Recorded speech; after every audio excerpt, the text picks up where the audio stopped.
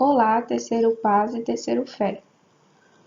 Assim como combinado, nós iremos revisar todos aqueles conteúdos que a gente vem estudando desde o início do ano, certo? Para podermos passarmos para frente, para podermos dar início ao estudo da apostila que vocês pegaram há pouco tempo, nós precisamos rever todos aqueles conteúdos, sanar dúvidas para que estejamos todos ok em relação aos conteúdos anteriores, tá? Nós iniciamos, durante este ano de 2020, nós iniciamos com transformações dos materiais. Vocês lembram?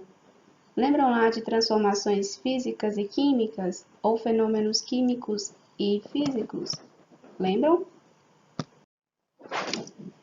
Então, fenômenos físicos e fenômenos químicos. Acredito que vocês já tenham lembrado um pouquinho do que se trata esses fenômenos. Espero que tenham lembrado, né? Mas vamos ver nos próximos slides e vocês tenho certeza que vão lembrar. Então, vamos iniciar por fenômenos físicos ou transformações físicas. Vocês podem encontrar esses dois termos e os dois se referem à mesma transformação, ao mesmo procedimento, tá? O fenômeno físico, como eu já havia dito para vocês, ele é um fenômeno reversível, tá? Ele é um fenômeno onde vocês têm uma matéria, essa matéria passa por uma transformação, tá? Só que ela consegue retornar à sua matéria inicial. Quando eu falo transformação, eu não digo modificação dessa matéria, tá? Eu não digo que essa matéria se transformou em outra coisa. O que acontece no fenômeno físico é apenas uma modificação ali das posições das moléculas, podemos dizer assim, certo? As moléculas não alteram a composição do seu material inicial, ele não vai alterar. Um grande exemplo, um belo exemplo de fenômenos físicos é a mudança de estado físico da matéria. Primeiro, vamos relembrar que a matéria ela possui três estados, três fases de agregação, que é a fase sólida, a fase líquida e a fase gasosa. Lembram disso? Olha só, vamos pegar aqui a nossa tabelinha, vamos conhecer, ler o que está escrito aqui e entender um pouquinho. Aqui eu tenho um recipiente, olha só, eu tenho um recipiente, o nome desse recipiente no laboratório químico é Erlenmeyer. Erlenmeyer, é isso mesmo, é um nome estrangeiro. Olha só, aqui dentro, vocês podem perceber que eu tenho um cubo. Aqui nessa imagem, quer dizer que isso é um cubo de gelo, tá? Ou seja, a água no estado sólido, certo? Aqui no meu Erlenmeyer, ou Erlenmeyer, tem gente que pronuncia das duas formas, eu tenho um cubo de gelo, tá? E o cubo de gelo nada mais é do que a água no seu estado sólido. Então, aqui diz assim, que o sólido ele tem volume constante e formas constantes. Perdão. Quando falo volume constante, significa que o meu sólido ele não vai alterar de volume, tá? Ele tem um volume só, um volume fixo. Imagine seu celular. Seu celular é retangular e ele tem esse peso, ele tem esse volume, ele ocupa esse espaço, esse lugar no espaço, tá? Então, ele não vai modificar. É fixo, é constante, tá? E sua forma também é constante. No fenômeno físico, é constante, tá? Porque não vai sofrer alterações. O que aconteceu aqui? Vamos supor que eu pegue, tá? Esse recipiente aqui com o meu cubinho de gelo. E eu forneço um calor aqui debaixo desse recipiente. O que vai acontecer? A partir do momento que eu fornecer calor, o que vai acontecer com o gelo? Ele vai passar para qual estado? Ele vai passar para o estado líquido, tá? Assim que eu forneço calor para o meu gelo, ele vai passar para o seu estado líquido, porque é a lei da vida, tá, gente? Uma matéria, quando é exposta ao calor, ela se modifica. Aqui vocês podem perceber que não ocorreu alteração, assim, digamos, na coloração dessa substância. Aqui nós temos a água no estado sólido e aqui, com o fornecimento de calor, ela apenas passou para o estado líquido, tá? Houve uma alteração na composição dessa matéria, na composição da água? Não, apenas mudou o seu estado de agregação, tá? Aqui, mais uma informação, o líquido ele tem volume constante, tá? Se eu tenho 100 ml de água, eu vou permanecer com 100 ml de água, não vai modificar. O volume é constante. A forma pode ser variável, porque vamos supor, olha a forma desse recipiente. Vamos supor que esse recipiente seja no formato oval e você colocar um líquido dentro desse recipiente, o que vai acontecer?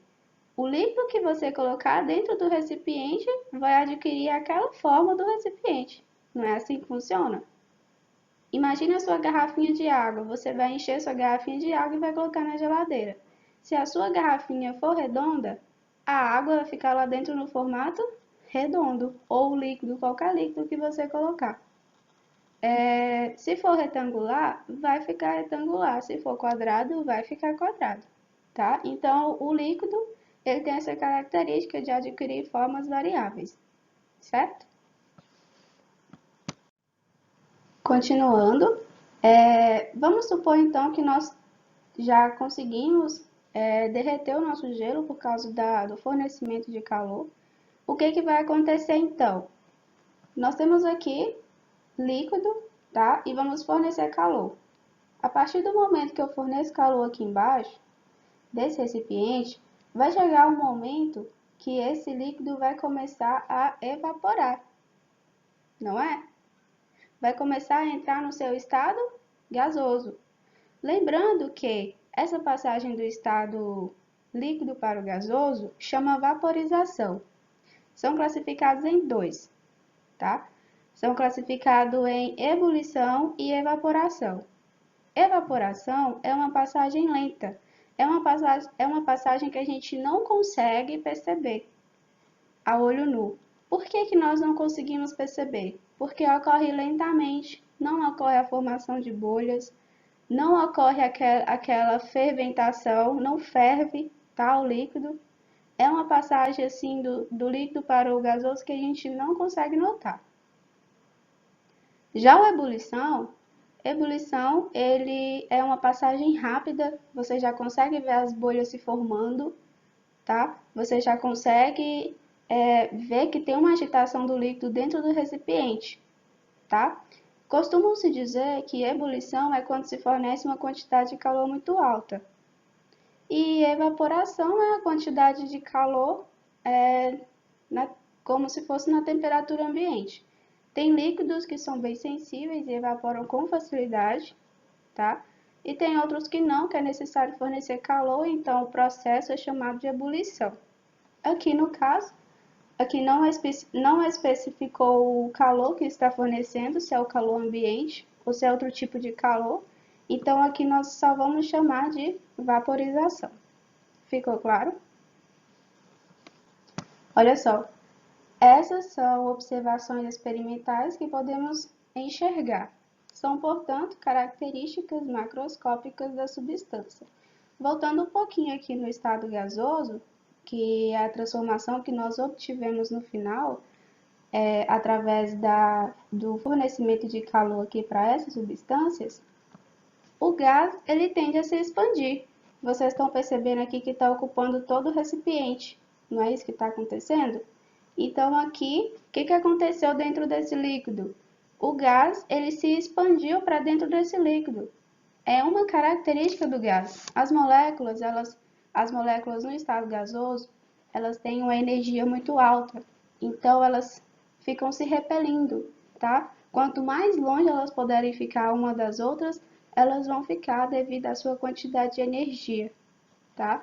Então, tenham isso em mente. O gás se expande. Quanto mais o espaço for grande, mais esse gás vai expandir, tá certo? Aqui embaixo explica exatamente o que eu acabei de falar. Só que aqui volta um pouquinho lá na agregação da matéria, nas fases de agregação, né?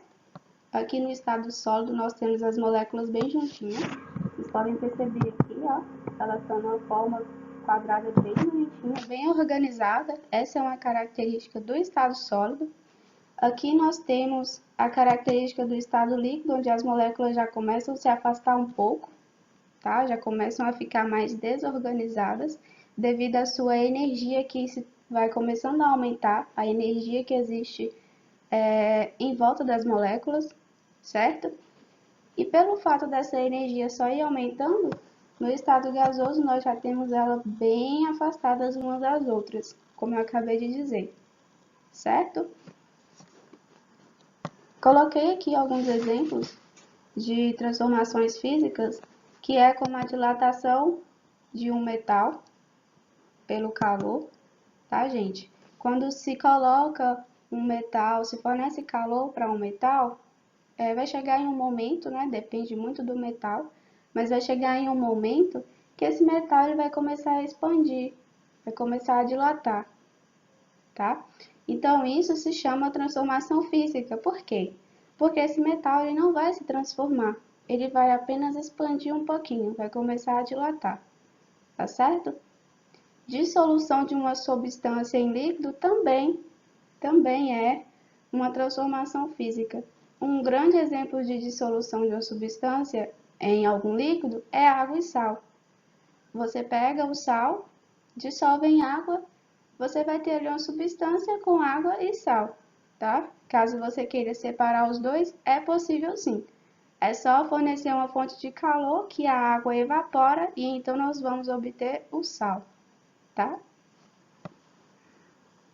E temos aqui também a expansão de um gás, que é completamente natural. O gás ele já tende a se expandir de qualquer forma. Então, quanto mais seu ambiente é maior, como eu disse, mais esse gás vai expandir. E isso não vai alterar sua composição. Pelo contrário, ele não vai deixar de ser gás em momento algum. Ele só vai expandir. Certo? Ficou claro? Fenômenos físicos. Lembrando, ressaltando, fenômenos físicos não vai ocorrer transformação na sua matéria. Vai ocorrer modificações nas moléculas em relação à posição. As moléculas vão começar a se reagrupar, a se reorganizar, mas a sua substância não vai mudar de composição, não vai alterar a sua composição. Claríssimo? Passando um pouquinho.